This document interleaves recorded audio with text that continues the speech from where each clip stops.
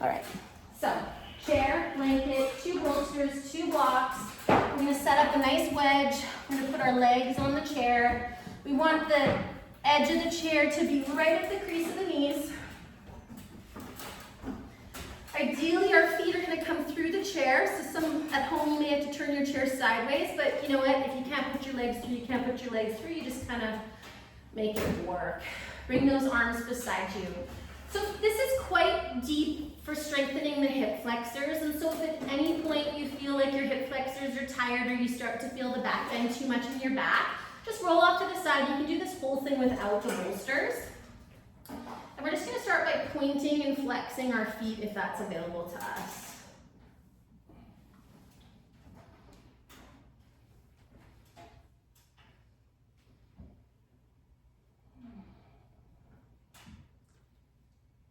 And then we're gonna point our feet and we're gonna draw nice big slow circles. Keep your knees stable so the knees aren't moving at all. And you're gonna make those ankle circles as big and as slow as you possibly can.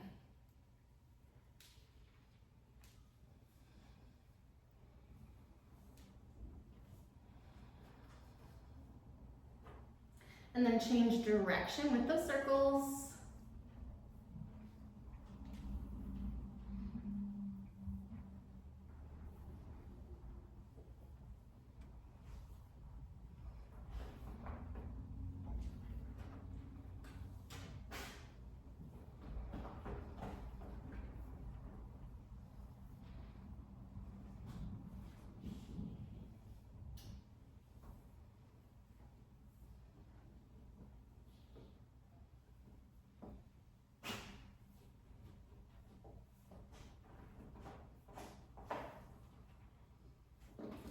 And then stopping with the circles, we're gonna flex the feet, soles of the feet flat. We're gonna curl the toes like the toes are holding onto a pencil. We're gonna point the feet like a dancer would, and then we're gonna flip just the toes back to us. Flex, curl, point, and flip. Flex, curl, point, and flip.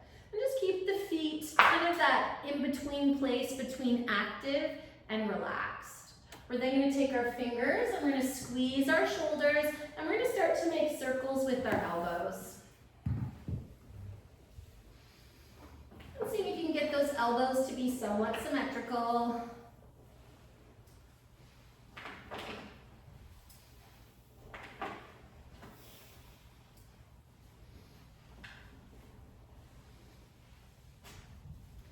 And then changing direction with the circles.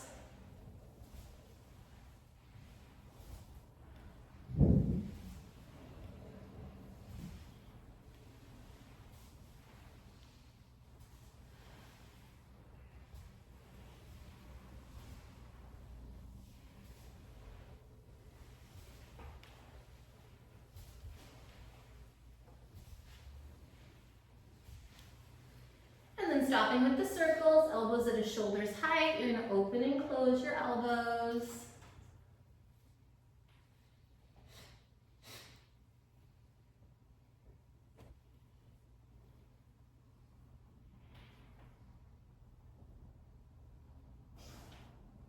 And then elbows at a shoulder's height. We're going to come up and down like a jumping jack, elbows to ribs, elbows up.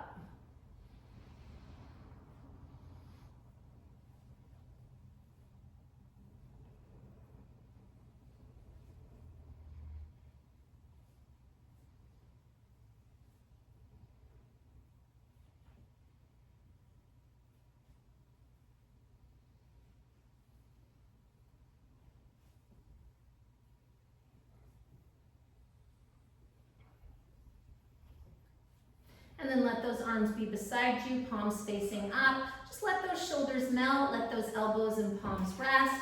I'm gonna come around with a smell. If you'd like to put a smell in the palm of your hand, I'm gonna start with eucalyptus, unless anyone's allergic to eucalyptus. Let me know now if you are. And give me your left hand if you want to smell.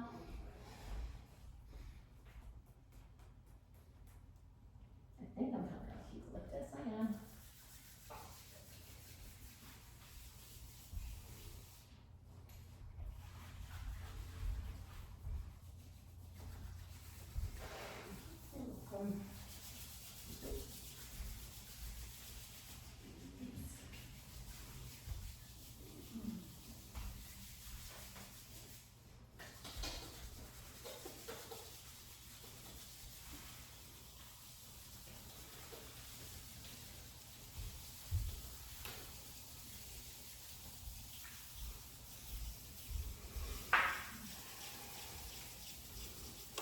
Just remembering that new moons are a time of reflection, a time of really checking in. And this is coming to the end of fall. And so if we made any promises to ourselves of things we needed to get done in fall, are we keeping those promises? If we're not keeping those promises, what do we need to change so we can? Maybe we need to change the promise. But just using this as a time to really check in. And fall is such an important time because it leads into kind of, the darker months, particularly here in Victoria. And we want to have systems in place to get through the winter with as much joy as possible.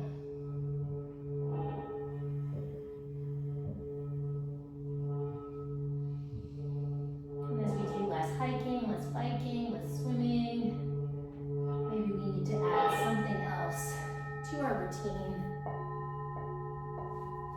so that we feel better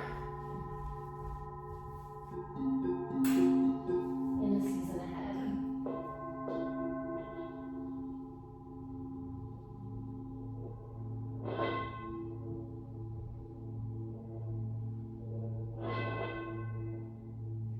And with reflection, looking back at the past is very helpful.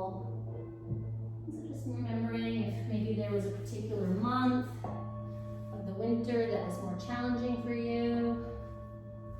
I know pre-skiing, I always like to go in like February. Because I just found I needed to get a little bit more sun and have more time in February.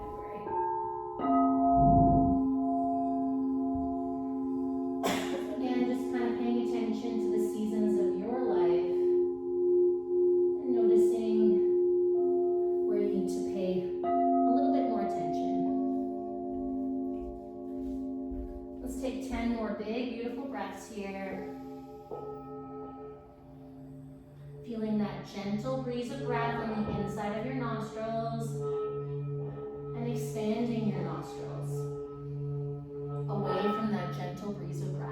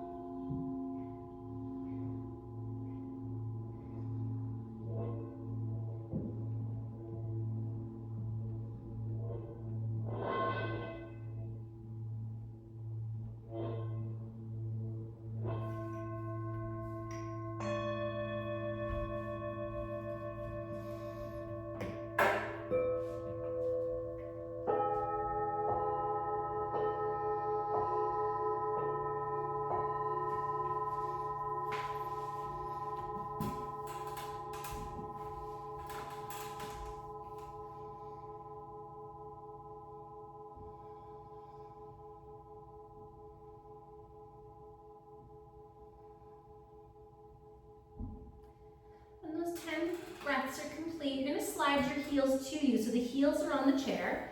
Knees and feet are at hips distance apart. And I want us to call what I call the zigzag of the legs, or the tractioning of the joints in the leg bones.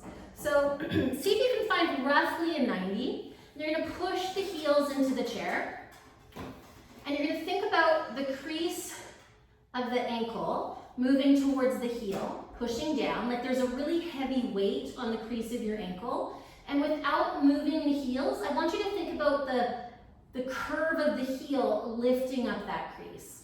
Almost like there's a heavy object in a hammock, and the hammock lifts up the heavy object just as much as the heavy object is pushing into the hammock.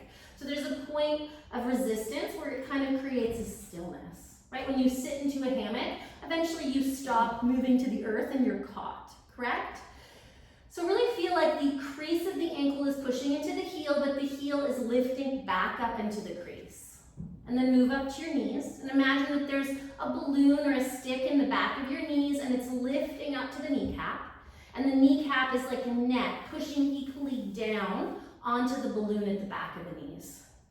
And then go to your hip flexors and move your hip flexors towards ideally your back groin, which is kind of the middle of your butt.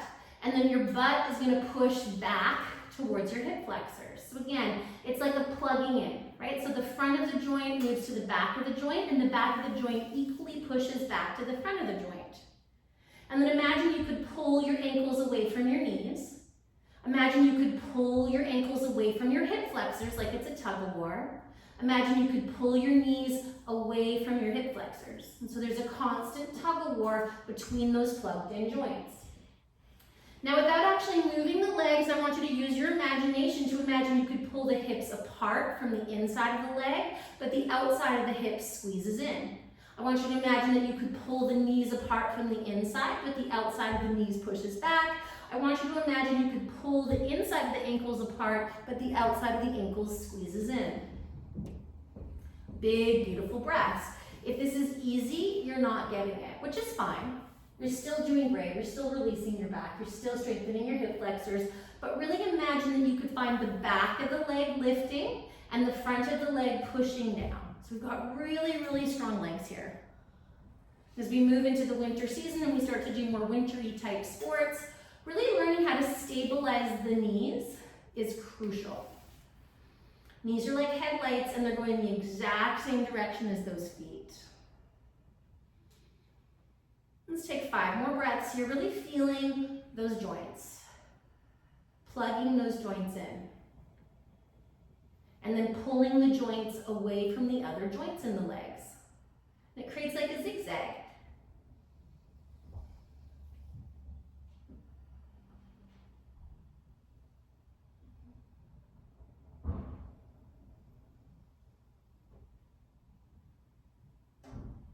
And one of the tricks to avoiding stumbling or tripping is to really find that lifting into the back of the knee. Lift up the back of your knee as your hip flexors and your ankles root down.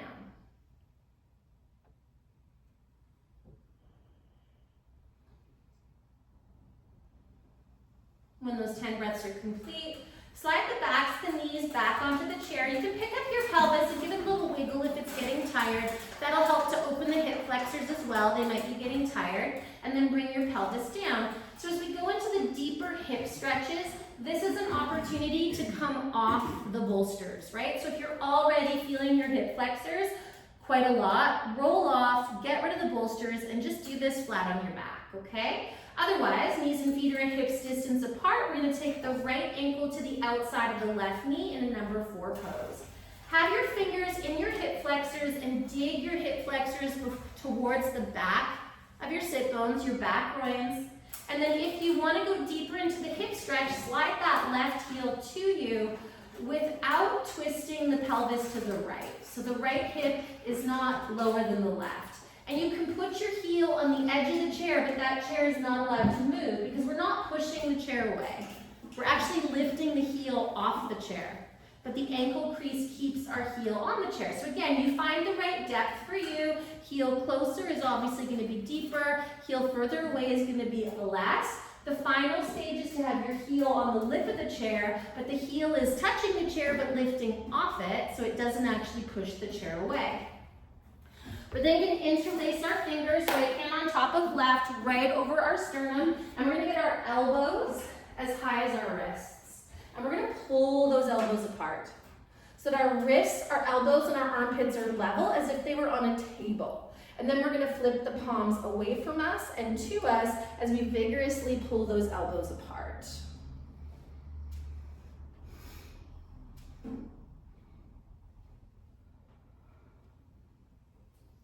And then stop with the palms facing away from you. Take your shoulders and lift your shoulders so they eat your neck. And then relax your shoulders away from your ears. Lift your shoulders so they eat your neck. And then relax your shoulders away from your ears. As you continue to pull the elbows apart. So this is armpits lifting shoulders and shoulders pushing back down onto the armpits. Armpits lifting shoulders, shoulders pushing back onto the armpits. And then find just right where the armpits and the shoulders press evenly And then don't let those shoulders eat the neck. No traps eating the neck as you straighten your arms with the inhale. You exhale to bend the elbows. You inhale to straighten. You exhale to bend. Let's do our absolute best not to lose the pinky fingers in this bind. And we're folding at the wrist versus folding at the fingers. See if you can keep those pinky fingers pressing into one another. And the next time you straighten, you're going to straighten to hold. As you bring your arms towards your ears, no shoulders eating necks. Nice. Neutral neck.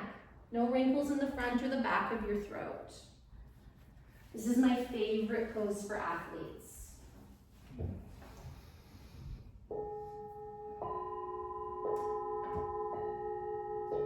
Focus on your body from the inside. Focus on your breath.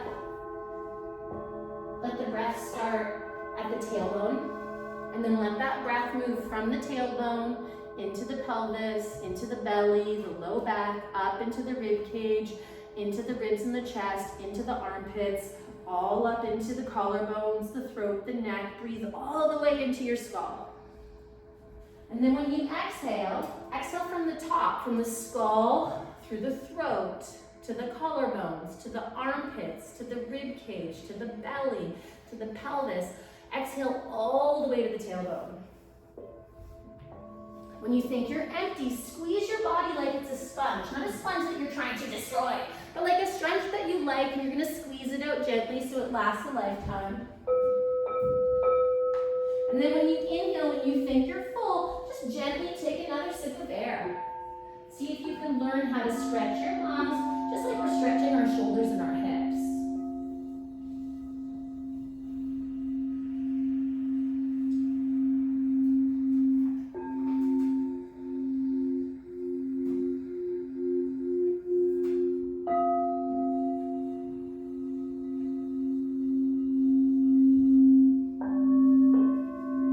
Let's take 5 more breaths here in this position. Think about the shoulders lifting up into the armpits like a hammock.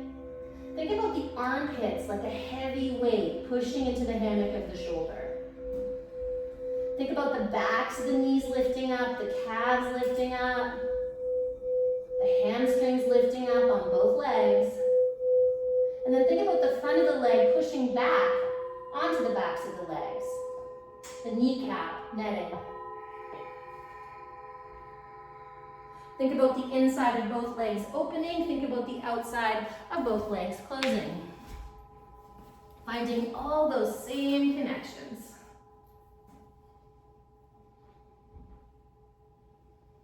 When those 5 breaths are complete, bring your arm bones up. We're going to bend the elbows, keeping them at a shoulder's height. We're going to flip the palms. No shoulders eating necks. We're going to straighten the arms, folding at the wrists, and then we're going to exhale to bend the elbows. So this time, palms are facing towards the chest. So it's the opposite rotation in the hands. So palms are facing down, and we're going to straighten our elbows as much as we can, and we're going to bend the elbows as much as we can with the palms facing our sternum. If we feel like we can do more in our hip, we can drag the heel to us. Noticing if we're pushing the chair away, right? The chair don't lie. If we want less, we slide the heel away from us. Remembering you can come off the height anytime you need. Now the next time we straighten, folding at the wrists, right? Straighten your arms as much as you can. Push the fingertips down and lift the elbow crease to the elbow cap. So it's moving at almost like a Y angle. Relax your shoulders away from your ears. Let your shoulders eat your neck. Relax your shoulders away from your ears. Let your shoulders eat your neck. One more time. Good. And then shoulders relaxing down. Keep the shoulders relaxing down as the armpits lift up and bring those arms towards your ears. Just go to where it's comfy. Push into the fingertips. Try and keep your hands flat. So we're not folding at the fingers, but we're folding at the wrists, and we're lifting those wrists out to the sides like a Y. Focus on your body. Focus on your breath. Feel your neck, right? Is it neutral? Are you leaning one way? Are you leaning the other? Do you have lots of wrinkles in the front of your throat?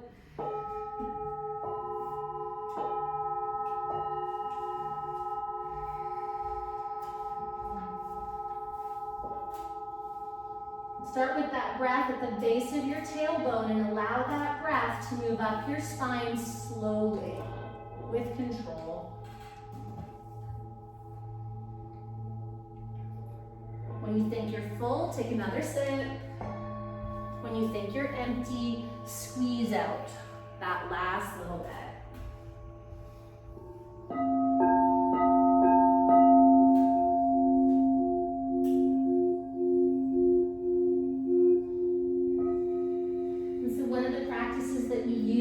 Yoga is like a to-do list to help ourselves keep promises to ourselves is mantra. And new moons are an opportunity to check in with that mantra, to either create a more suitable mantra that might allow you to get things done, or to keep working with the same mantra. And so if you've got a mantra that's working for you, or you've got a new one, starting to add that mantra to each and every breath. So with each inhale, you say the mantra.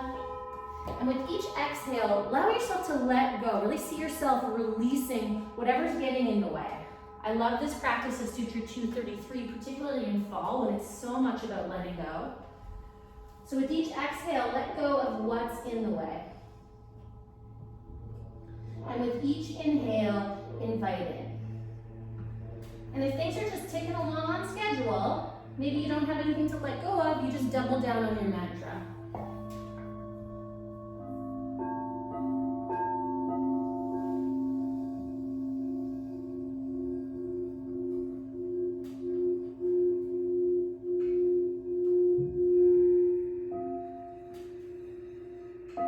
Let's take 5 more breaths here.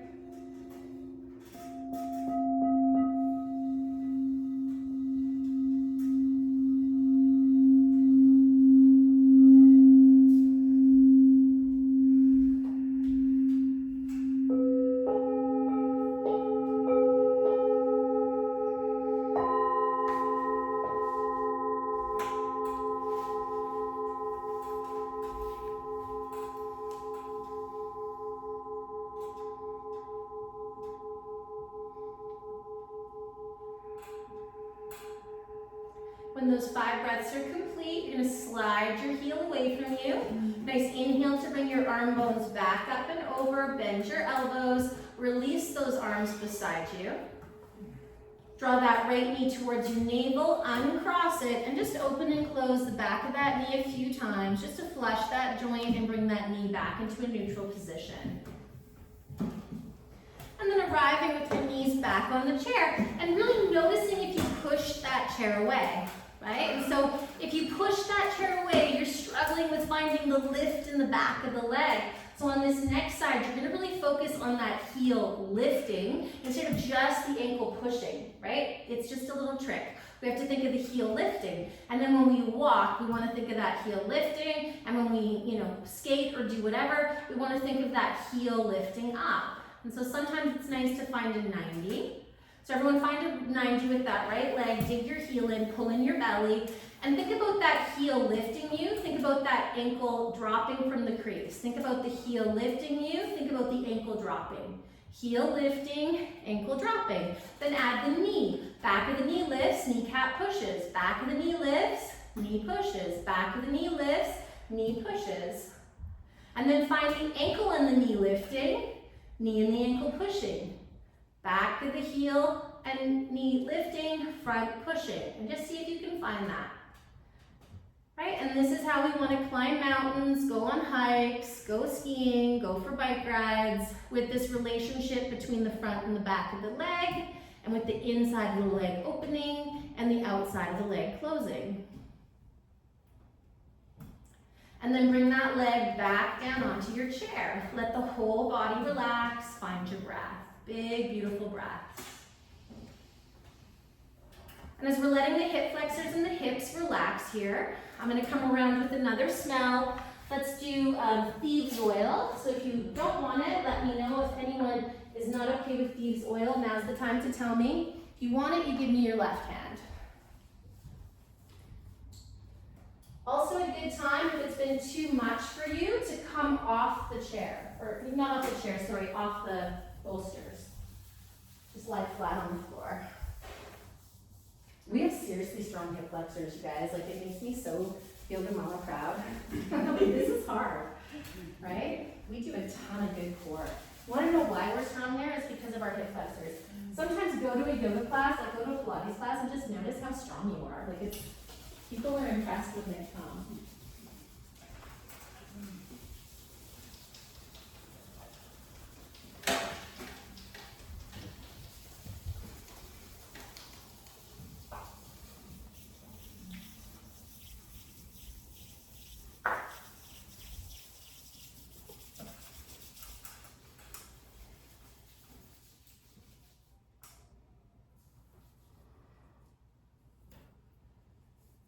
Really allowing that smell to help you track your breath.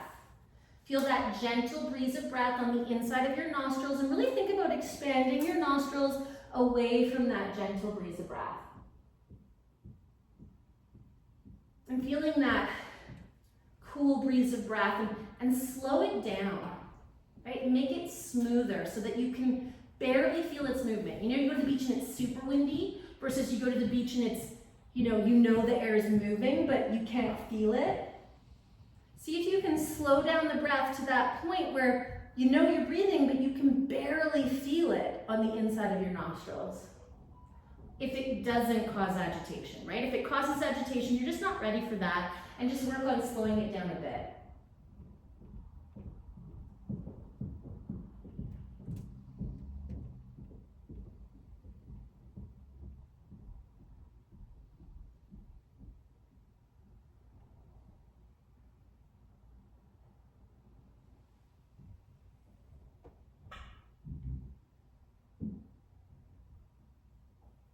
And then when you're ready, we're going to do the other hip. If you want to push into your legs to wiggle your pelvis a little bit, that can be nice. Think about imprinting and pulling your pelvis away from your spine as you bring it down. We're going to take the left ankle on the outside of the right knee, so the ankle bone is not pushing into flesh, but it's pushing into air. And then with your fingers and your hip flexors, think about tractioning your armpits away from your hip flexors, and maybe you choose to slide that heel to you. But think of that heel as a hammock, and feel like that heel is lifting up, right? And you'll notice that that changes the hip stretch too. So the backs of both legs are lifting, including the heels. The fronts of both legs are pushing, including the ankles. The insides of both legs are opening, and the outside of both legs are closing. We're going to interlace our fingers, this time left hand on top of right. We're going to hover those hands over our sternum. Elbows, wrists, armpits level. Pull those elbows apart. Commit to your pinkies, staying connected. No wrinkles in any part of your neck. Forehead is relaxed. Relax the space between your eyebrows as we flip the palms to us and away from us. Pull your ankles away from the backs of your knees. Pull your hip flexors away from the backs of the knees. Pull your ankles away from your hip flexors.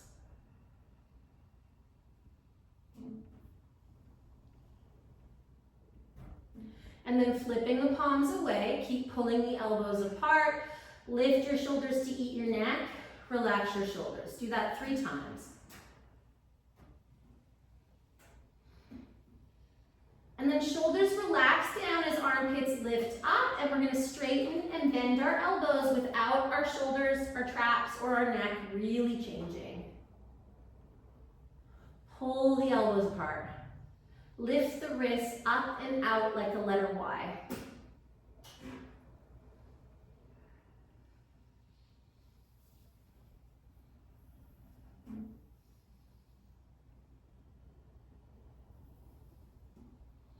And then straighten your arms to hold, relax your shoulders. Feel that connection between your armpits and your shoulders. Armpits are a really strong helium balloon. Shoulders are an equally strong net.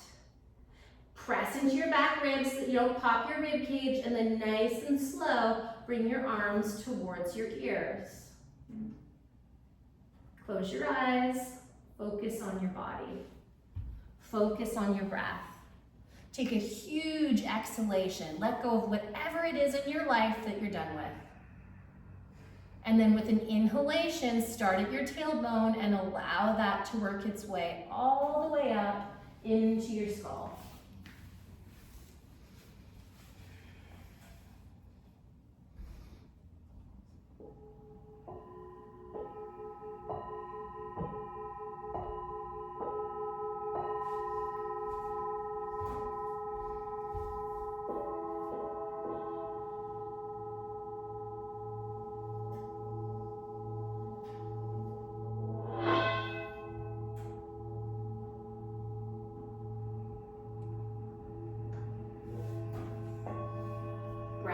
body, body breath.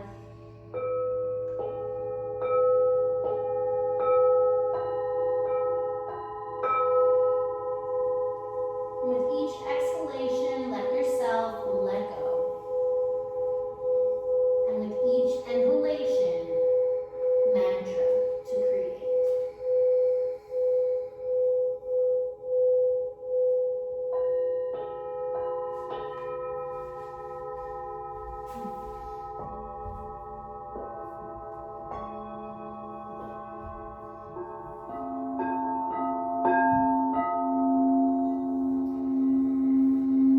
Let's take 5 more breaths, just like that.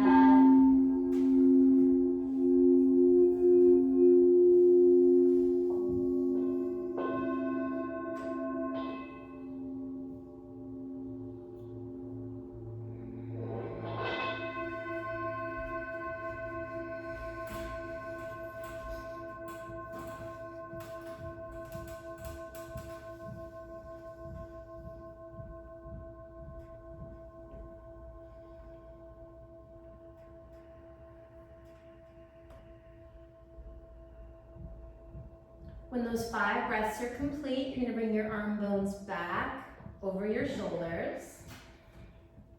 You're going to bend your hands over your sternum. You're going to flip your palms the opposite way. You're going to straighten your arms at the wrist. You're going to bend your arms at the elbow. And there's 0 change in your neck or your back. The humerus bones are placed just right inside the shoulder socket. Keep those pinky fingers connected. Notice if you start to twist left. And then the next time you straighten or straighten-ish your arms to hold, lift those wrists up and out. As if there's balloons in those wrists and they're going in the direction of the net of the wrist. Lift your shoulders up by your ears and relax them down 3 times. Traps eat neck, traps release neck. And then on that 3rd time, let the neck be released, neutral, and relaxed, and bring those arms towards the ears. If you feel like you can go a little deeper into the hips, slide that heel a little closer, but make sure the heel is capping, right? Make sure it's a hammock and not just constantly giving way to that ankle. Focus on your body from the inside, focus on your breath. Try and crease in your wrist. And so this time it's this. So you come back over. Yeah, there you go. And then you want to try and fold at the wrist, not the fingers. So fingers push, wrist, there you go, bingo.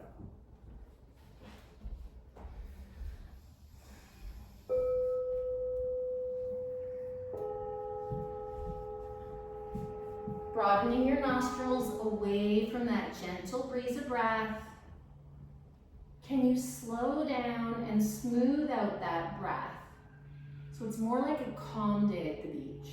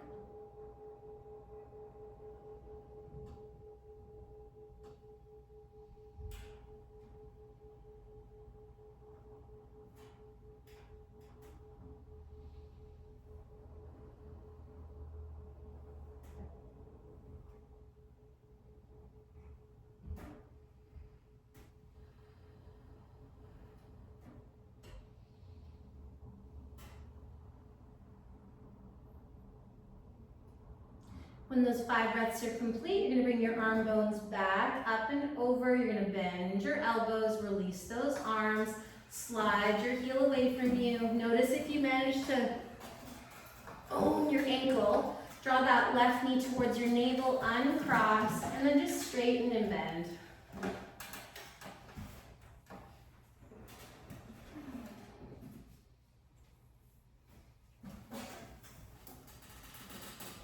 And then let both legs come back onto that chair. You can wiggle out your pelvis if you like. And then just let yourself be here with your body, with your breath.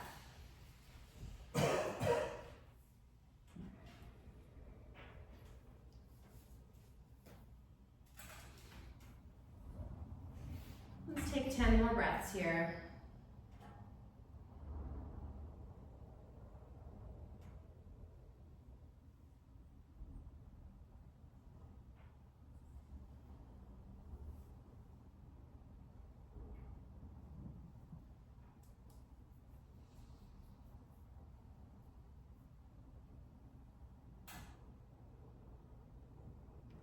Really focus on your body from the inside.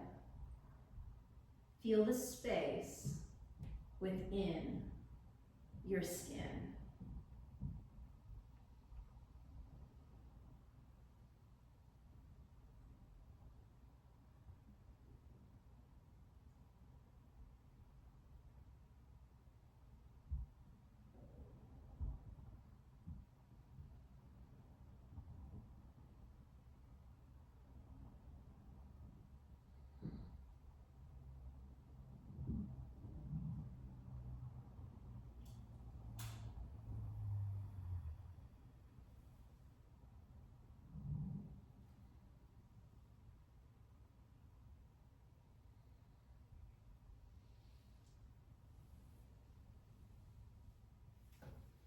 And then pushing your chair away just a little bit so you can bring your feet onto the floor.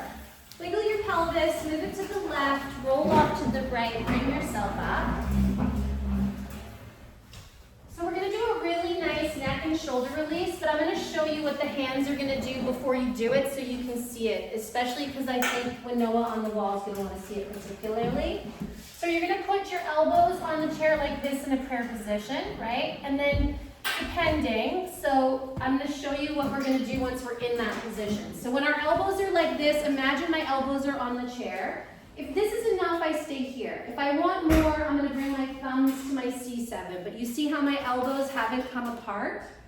Now if my thumbs hit my C7, then I just open my hands like a book and I put my hands on my back, right? This is rare. Right, so it's more that you're just going to try and bring your elbows towards your neck. If your thumbs hit your neck, then you open the book. There's no need if you're already getting enough of a stretch. That's very rare. But my elbows didn't go wide, right? They didn't move at all. So when you're ready, your knees are going to be on something soft. You're going to tuck your toes. You're going to put your elbows. Sometimes it's nice to make this a bit bigger so you've got more of a runway to back up into. So elbows on the chair, you put your forehead on the chair, and then you're going to walk your knees back so that your elbows are on your chair, your hands are in prayer, and your forehead is on the chair.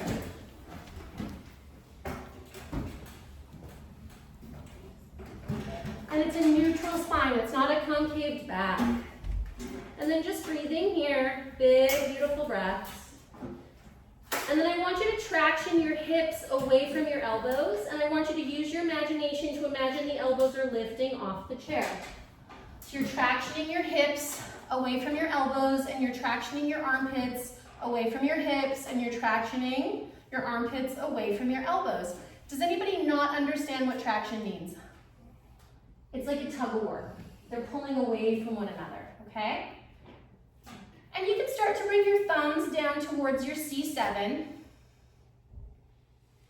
And then plug in your joints. So crease to cap every single one of your joints, right? So start with your wrists, maybe start with your fingers if you're so inclined, and put a weight in a hammock and a hammock lifting a weight in every single one of your joints. Terry, move your knees back a little bit. So scan your own body and plug in your own joints. Can your palms come apart, or are they supposed to stay? Not yet. Yeah. So palms are together. Yeah, forehead is down. And you take your butt as far back as you can, and you try and have your knees right underneath your hip flexors. So once you've tractioned your spine and plugged in all of your joints, are your shoulders level with your elbows and your hips? Is your neck feeling fabulous? And if you're level, and if your neck feels fabulous, and if you need more of a neck stretch, you can let your head come off the chair. But most of us keep our head on the chair, right? And then maybe we bring our thumbs to our C7. Maybe we open our hands like a book. And we're just letting that head be a dead weight, if it should be. If it shouldn't be, it's still on the chair because that's enough of a stretch. Now keep tractioning all your joints. There's tug of wars between all of the joints, and all of the joints are hammocks and heavy people. I'm just breathing here.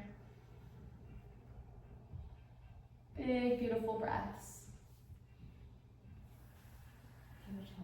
Yeah? Is the heat totally off? I don't think so. Do you want it totally off? No, it's just cold in here. Is it cold? Okay, I can turn it up. We're going to be doing standing poses in a minute, so I'm going to change your mind, but let's go 5 more breaths here. Lift your belly. It's a nice one, hey?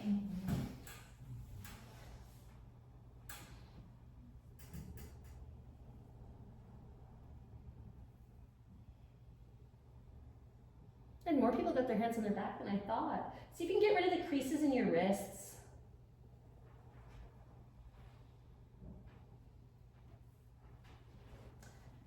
And then bring those hands back into prayer position. Lift your head as you walk your knees in a little bit. Bring your hands onto your chair. So knees are going to be right underneath your hip flexors. You're going to hold onto your chair. You're going to push down. You're going to come up with a 90. See how my knees are still bent? I'm going to go down and I'm going to go up without my knees straightening. I'm going to say that 3 times. When? No knees straightening. My knees do not change at all. So I'm 100% moving at the hip flexors. My knees keep the exact same bend. See how you're straightening your knees? That's not what we're doing here, right? So when you're here, your knees are bent, correct? And when you come up, you're moving at the hip flexors. There's absolutely 0 change in your knees, Dwayne. Right? So stop straightening your legs. It's hard as hell.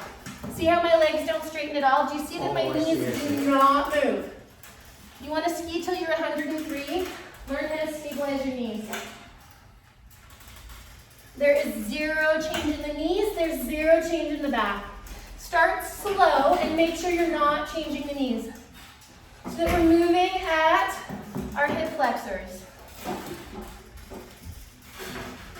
It's really hip flexors and toes. Eventually the ankles don't move either. But we'll start with just the knees. So Terry, see your knees are straight. Come down. See the bend in your knees? Don't change the bend in your knees. Yes. You might come a little closer. So there, see how you straighten your knees?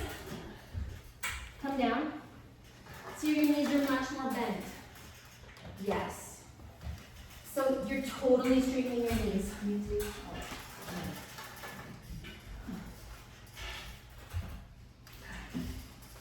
So come all the way down. Keep your hip flexors back. And come up with that straightening your knees. Just move your hip flexors. There you go. No change in the knees. And then down. And then up all the way down. Much better. I'm not too tired to press your heel down. What's that? When I try to press the heel down, Yeah, so bring your chair closer. Yeah. so the heel doesn't have to go down. It doesn't have to. I'd rather you stabilize your knees. So eventually, and again, there's stages of everything, right? This is a green run. Eventually, you see that my ankles don't move either. Right? It's like literally just my toes and my hip flexors.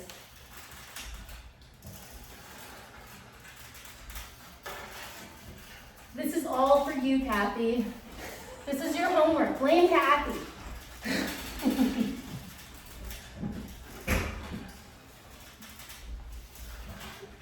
Rest when you need to, but not if you don't. No change in the knees. Good. Yay, and then come up. Good. Get the soles of the feet down. Nice. Put one hand on one knee, other hand on the other knee. Knees stay bent. Straighten out your arms. Make sure your feet are straight like you're on a pair of skis. Make sure your knees are tracking those feet. No shoulders eating necks. Now plug in all your joints. Create hammocks. Find every hammock, and I can shut up about it. Find your wrists. Hammock. Crease to cap. So whether you're thinking of a balloon and a net, or whether you're thinking about a heavy weight in a hammock, plug those joints in. Inside of the legs and arms opens, outside of the legs and arms closes. Back body lifting, front body pushing. So the backs of the legs push forward, the fronts of the legs push back, the backs of the arms push forward, the fronts of the arms push back. The thumb edge of the arm opens, the pinky edge of the arm closes, neutral neck.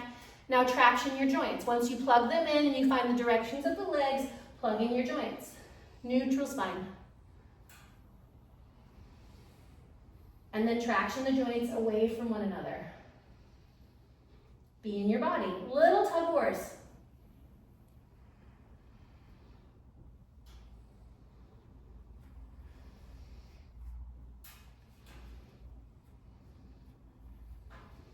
And so it's ankle from knee, ankle from hip flexor, ankle from armpit, ankle from wrist. Pull them apart like a tug of war. Same side. So right, right. And then go right ankle, left hip. Right ankle, left armpit. Pull them apart. Just when you thought you had it. Try right ankle, left ear. Balance is not easy, right? The body is complex. Left ankle, right hip. Left ankle, right armpit. Left ankle, right ear. Pull them apart. And if it's Greek, I apologize, but you're still getting a good strengthening here. And then let's skip to the knees. Right knee from left hip. Right knee from left armpit. Right knee from left knee. Left knee from right hip. Left knee from right armpit. Left knee from right knee. And you can go diagonal, crisscross, and you can go same side. And eventually you do them all in a breath. You just have it. And then push down hard to come up. Good stuff. So we're going to take our chairs, we're going to turn them around, and we're going to look at our moon pelvis. So, check me out. What I don't do if I'm stabilizing my joints is I don't come forward and I don't go back, right? So have your feet at hips distance apart. Have your shoulders a little bit behind your wrists. Hold onto your chair, right? And then have your armpits pull you forward. Have your hip flexors pull you back. Have your armpits pull you forward. Have your hip flexors pull you back. Have your hamstrings bring you forward, backs of the legs forward, fronts of the legs back. There's no change in the knees. The knees are a little bit bent. There's no change in the knees. Learn how to stabilize your knees. So fronts of the legs back, backs of the legs forward, bench knees, Terry, keep them bent. Backs of the arms forward, fronts of the arms back. So there's a lot of tug of wars happening. People like think it's one thing. It's not one thing. It's 652 million things, right? And then find an even balance. So one part of your body is bringing you forward, other part of your body is pulling you back, but they're all the parts, right? You could crisscross from joint to joint, you could traction from joint to joint. It's a million and one things. That's mind-body connection, right? It's not an easy task. So the trick is not to move your hips back and not to move your shoulders back. This is a really common thing, right? Or to bring your hips forward, right? So you're gonna stay centered. You're gonna bring your thighs to touch. You're gonna keep your pelvis square, back straight, and you're gonna see if you can lift this leg up without your pelvis spine moving. Without the pelvis or spine moving. Always a little mini bend. Good. Just breathing. Keep your hips level like your hips are on a table. Okay, now press into both feet, pull in your belly. Now your right heel is pretty much going to stay, and you're just going to lift your right hip up. And as you do that, you're going to traction your left hip away from your left armpit so you don't move forward or back. And then you're going to put your right hip on a table, and then you're going to take your right hip off the table. Really pull your belly towards your back. And the leg is not moving left or right, it's staying in its own lane. Good. And then lift the hip to hold. Nice, and we haven't moved forward, we haven't moved back. Little bend in that standing leg. Both arms are straight. See if you can lift the hip higher by cutting your outer left hip in, which we obsessed about the last couple months. Outer left hip pulls to inner groin to lift that hip higher. Traction, left hip from left armpit, left hip from right armpit to keep your spine straight. Head still on a spit. And then put that hip down, put that foot down. Do you guys need a rest? Or is it, yeah? So you can bend your knees and stand up, or you can put your elbows on your chair, whichever rest you prefer. Bend your knees and stand up in Tadasana, or put your elbows on the chair, hands on back.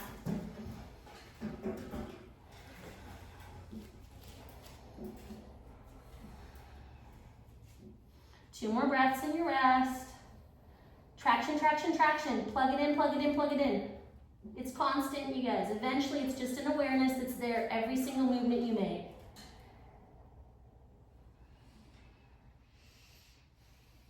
And when those breaths are complete, push down to come back up. Find your tug of wars. Good, we're gonna do that left side. So without the pelvis or the spine moving, that left leg lifts. Right, and there's no movement of the humerus bone in the hip socket. In this one, the hip does the movement, right? Little mini bend in that right knee, and then you're gonna lift the left hip off the table. Really cut the outer right thigh into the groin to get that hip higher. Traction, traction, traction, and then bring it down. Put the hip on the table. Take the hip off the table. Put the hip on the table. Pull your belly towards your back as we open and close that hip. Arms stay straight. Shoulders really don't move very much because we're really plugging in that right armpit. Now the next time we lift that left hip, we lift that hip to hold. Balloons in your armpits, especially your right armpit, plug it in. Press into your foot. Net those armpits. Much better, you guys. A lot of us are throwing that foot out to a side. Keep it in line with your hip. Keep your spine on a spit. Arms straight. And then put your hip on a table. Bring your foot down. Good. Bend your knees. Tadasana. Find your breath. And so this is where you're really honest with yourself, right? So if that was enough, be honest. Was that hard? Yeah. And if that was hard, you stay on this height, right? Because this is amazing for your back if you don't push your back, right? If you push your back, it's too much, right? So this is a wonderful option to get that hip lift. Tabletop's another good option, but we skip that. If you need more, that's not deep enough, then you're gonna flip your chair and just watch. So it's the same kind of thing. What I was seeing last time is a little bit of this. You see how there's wrinkles in the front of my ankle pantyhose? So we need to, if we're ever gonna learn how to balance without a chair, is we need to not have wrinkles here. See how I don't have wrinkles there? So that when I lift my leg, what I don't do is this, because I'm not cheating and using the chair. I'm learning to take my kneecap back and my hip flexor back. So level, unlevel, right? So the level one is for Pavrita. So lots of you just keep your hands here, right? Some of us can put our hands in our pelvis, really keep the spine on the spit. We've been working on these twists. It's 100% outer hip. Maybe the elbow comes up, maybe the wrist comes up, right? For Pavrita, to come down, right? See how the pelvis didn't really move. For Ardha Chandrasana, not Pavrita, Ardha Chandrasana, the hip lifts. And maybe you just do fingertips. Sorry. Maybe you just do fingertips. You gotta really cut this outer hip so you don't do what I just did. Maybe you float your elbow, maybe you float your wrist, and you really find this connection. It's 100% outer hip. When I lose outer hip, I lose my balance, right? So you wanna think of this obsession of cutting these outer hips in, right? We've been doing this all season, right? Also good for standing for long periods of time and your back not getting exhausted. So flip or don't flip, up to you. Hands on the base. Well, you know what? You can go elbows. And and then the elbow comes over and you can hold the chair or you can come up. We're gonna do elbows next, but you're gonna do floor next. Does that make sense? See how I rotated my elbow? It's way easier. So most of us are hands on the chair. Find your traction. Get rid of the wrinkles in your pantyhose. Get your feet together. Pull your belly in, take your hip flexors back.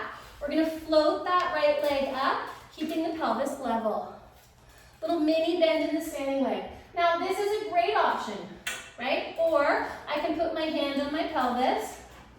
This is a great option. Or without moving my pelvis, a lot of outer hip, I can twist, I can float an elbow, I can float a wrist, but I have to keep it on a spit. We're doing a twist, Terry, so hips level, other hand lifts. So twist first. So hips level, hips level. Louise, you're not doing burrito, so hand down, and we're twisting on this one. So left hand to pelvis. There you go. Yeah. Or not. Good. And so that left hand comes down. If you need to rest, you float your foot down. If you don't, you lift your hips. So with this one, it's a lot of cutting the outer hip in. Maybe you come onto your fingertips, really cut that outer hip and traction to lift the elbow. Maybe you lift the wrist, or maybe you keep your hand down. So this is Ardha Chandrasana. Hip flexor back if you can. Michelle, is my leg off to the side too much? It's what's happening with you Yeah. and with Margie Yeah. is you're letting the quad come forward. Yeah. So it's not arms forward like a down dog. See how her wrist is there, right? So when you come up, right, take your hip, bring your toes here. No, too close. Where are my fingers? Yeah. Okay. Now take your hip flexors back. Bend your knees. Lift your leg without moving your pelvis. Good. You have to come forward and then lift your hip without moving your quad forward. So what you girls are doing is you're coming forward with the quad so that, you know what I mean? And it's not wrong per se, you're just never going to improve your balance that way. If you look at Marguerite, her hip's right over her ankle, so she can balance, okay? Right? And then level it, both hands down, right? And you can either find your rest here, right? Or you can take a Tadasana. It's a lot of forward folding, right? It's a lot of hip flexors, so maybe you take your Tadasana. And in your Tadasana, I'm going to show that common mistake, okay? So you want to have your wrists just a little bit ahead of your shoulders, and you want to have your ankles under your knees. If I'm doing this, yes, I'm going to get away with it, but I'm really using that chair, so I'm never going to get the posture, right? Especially once we get rid of the chair. So I want to have my shoulders and my wrists fairly stacked. At the most, it would be a little bit ahead. But it's really not this, and it's definitely not this. It's less down dog, and more I'm going to stand in balance. So what we do is we pull the hip flexor back and the armpit forward, so we don't do this, and we don't do that. Right? See the difference? Yeah. Stay centered. All right, so we'll do the other side when you're ready. So hands on your chair, whether you're using a tall chair or short chair. Now find your shoulders and your armpits in that position. Everybody bend your knees. Now traction your knees from your hip flexors, traction your knees from your ankles, and that's going to help you, right? And then float the left leg up. So I always start with the twist first because you're starting with a level pelvis. So toes point down, knee points down.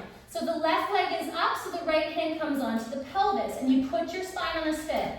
Now think of a spit and twist from your rib cage like we've been obsessing about doing without your right hip coming forward. So you have to traction the right hip away from the left armpit. Then maybe you float your elbow, then maybe you float your wrist, but it's a lot of tractioning right hip from left armpit. Marguerite, take your foot towards the front door. There you go. Good. Hips stay level. Right? Hip flexor back. Beautiful breath. So with this one, pelvis stays totally level. Good. And then this arm lifts. Arms are straight though, remember? Yeah. So then this arm comes to pelvis first. Now twist without bending this elbow and without moving the pelvis. So too much, so work here. Okay. See how your pelvis likes to move, right? And then bring your hand down. Pelvis is level. Traction your hip from your armpit. Lift that left hip up without the pelvis moving to the right or to the left. So you've got to take that outer right hip and really cut it in. Outer right thigh and really cut it in. Maybe you come to the fingertips. Maybe you lift the elbow. It's a lot of outer leg pushing in. Outer knee pushing in, outer ankle pushing in. And then to lift the back leg, it's inside line of the leg lifts. And that's how you get that really pretty height. Inside line of leg, lift it up off a table. We've been obsessing about twisting at the ribs. Twist at your ribs. So foot forward, like you want to kick Keith. Kick Keith, kick Keith, there you go. Now cut your outer hip in, this is what you're missing. Close the hook of the legs, there you go. Now float. You gotta really close the hook of the legs. If you bend your knee, you're gonna get it more. So this is Ardha Chandrasana, right? Chandra, moon. Oh. This is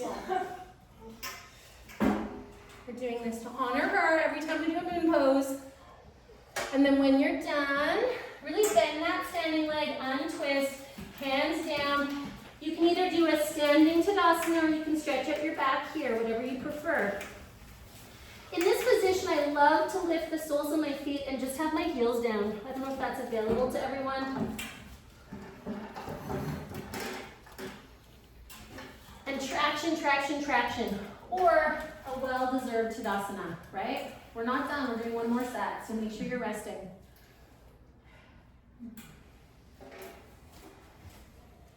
I thought it was a full moon, easy. New moon, in fall.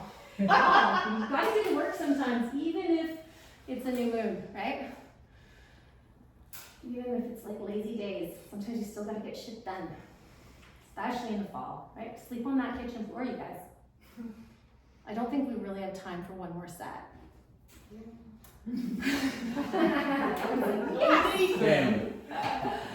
All right, so let's look at, Noah, you can do one more set because you've got time. So you can go hand on the floor and do it, right? So square, right? Hand, right? If you want to bang it out, you can. It's a lot of outer hip tucking in. And really lift the inside line of the leg. Makes sense? So you'll have time to do one more. Everybody else, we're going to try and squat with the chair. So holding on to your chair, knees and feet pointing the same direction. So really think of the hammocks and the balloons, you guys. Do you know what I mean when I say that? Okay, you know hammock, you know something heavy? The hammock lifts and something heavy pushes. A ball into a glove. It doesn't just do this. The glove has to push back. If I catch a ball and the ball keeps going, there's no stability, correct? So the knee is like the mitt. What's that? The knee is like the mitt, the glove. Mitt, ball. So there's a curve and there's a crease. The crease is moving one direction, the curve is moving the other on every single joint. So you can think of a bowl and a piece of fruit, right? A hammock and a body, a ball and a glove. Makes sense? But it's just basically two directions. Yeah. So here it's a lot of hip flexor butt. So if we don't lift our butt, we don't get it. Right? You'll feel your knees if you don't lift your butt. If you don't move the backs of the knees and the calves forward, you're gonna feel your knees. Right? Good, right? You know we're coming to the season. I won't say it, but you know it's coming. We're gonna all these tears. Let's go 5 more breaths.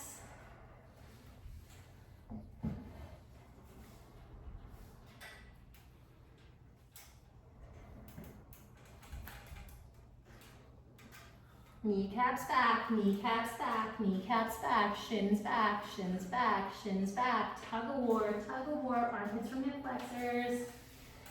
And then push down, butt wins, kneecaps win to come up. Good, we'll do one more. If you're not a squatter, go back to neutral and come down onto your knees. And I could make you go up and down again, but I'm not going to. Right? But if you are a squatter, come down again. Right? So if you're not a squatter, you can't come down to the floor through a squat. You come down like this, looking at you, Keith. Right? If you are a squatter, go slow and think of ball glove, hammock, whatever you want. one thing pushes forward.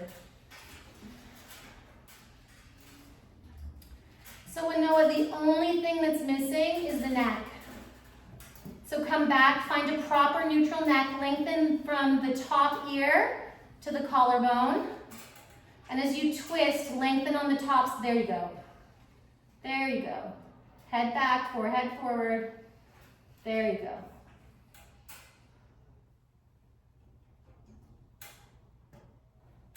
And then down we come. Good stuff.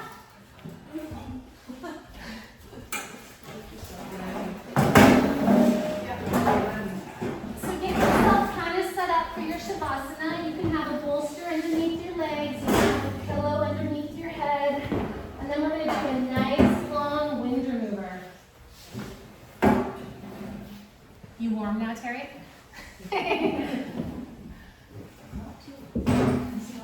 Knees and feet. And once you're all set up, just give those legs a nice long hug. Big, big belly breaths. Because we're doing this for digestion, we could try and go for a wrist or an elbow or a forearm. And then think about bringing your tailbone down to the floor. And that's a hip flexor release, which is what you need right now. So I think of a little, like one of those black balls underneath my tailbone, and I'm trying to crush that black ball. And then I'm going to breathe right into those hip flexors. Just really hugging those legs, that twisting to open, like you know how we did that kind of pavrita where we twisted in the moon pose. Again, we got the digestive tract moving a little bit, so that big belly breath is going to help there too. Go 5 more breaths and then swap the crossing of your arms.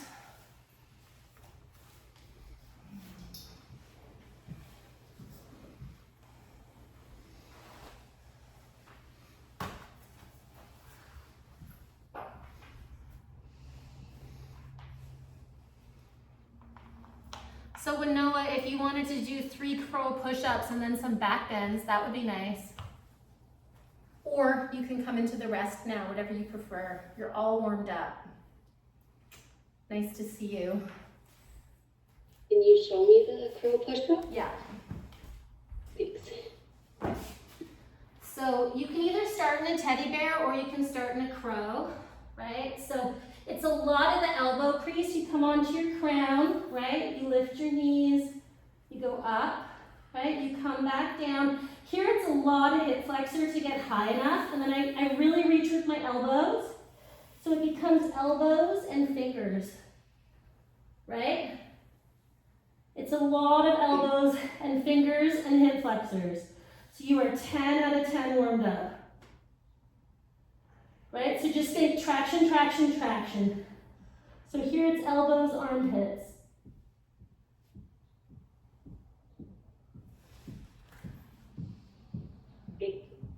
Be well. And then Shavasana. And some bowls.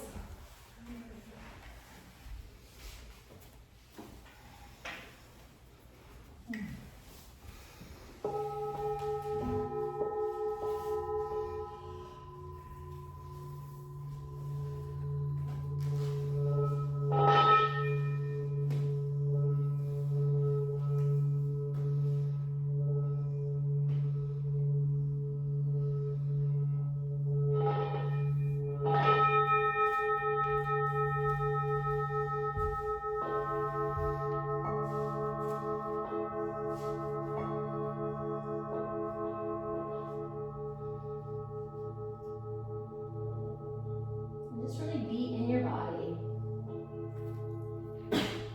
Observing your breath like you would the ocean. Not trying to control your breath in any way.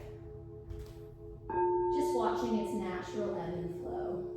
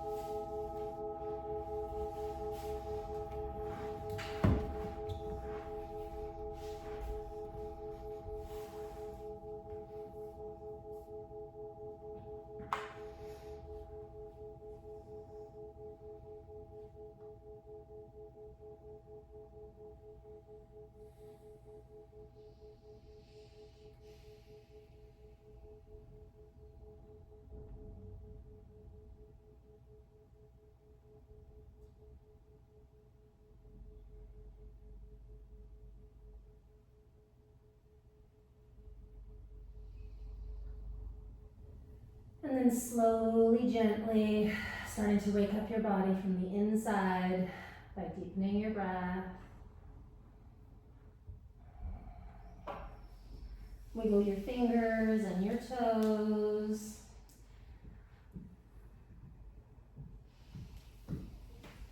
Nice big inhale to stretch your arms. And exhale to let those arms fall down heavy.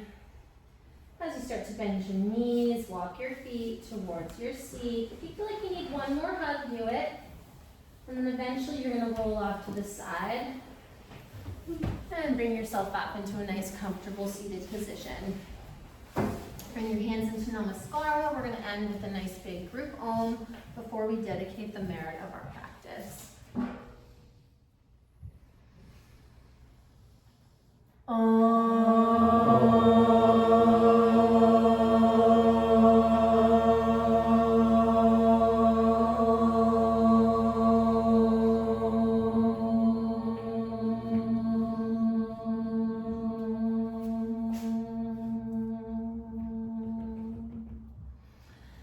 May we use this class to be mindful of the words of Mr. Venkatesh, healing, very, very hard work. Thank you so much for joining me today, sharing your practice. Namaste. Namaste. So I have two announcements to make. Look out, Maddie. Announcement number one is there's a workshop this weekend. I've been very slack at advertising it in any way, but there's a workshop this weekend, Sunday, I want to say 2 till 5. It's joint stability and breath work. So it's kind of like this class. If this class was hard for you, it's a really good combination of really finding your joints and then spending time breathing into them. And we'll breathe the whole magic square, which is very auspicious for the new year as we move into winter because it's self-inquiry, which if you've never done it, it's kind of a fun way to do it. And number two, the 3-week, 1 week, or 2 week, whatever you choose to make it, retreat goes on sale on Mondays at Mount Washington next October. I only have 12 spots, so if you want to come and if you want a private room, you got to be on it, right? Because it's my 20th anniversary of being a full-time yoga teacher, however long you've been with me, so if you've been with me for 19 years, you add a 0 on the end, and that is the gift that you have this year for any retreat, right? So if you've been with me 19 years, you get $190 off your next retreat, which makes yoga camp in the summer extremely affordable and a great thing. If you want to put it on the month retreat, you can, or a week retreat. The week retreats, if you share a room, are as cheap as it can get. So that's a nice way to come. But anyway, that's my gift to you. So if you've been with me for 15 years, then you get 150 bucks, okay? Yay! All right. Peace and love, everyone. Happy Halloween!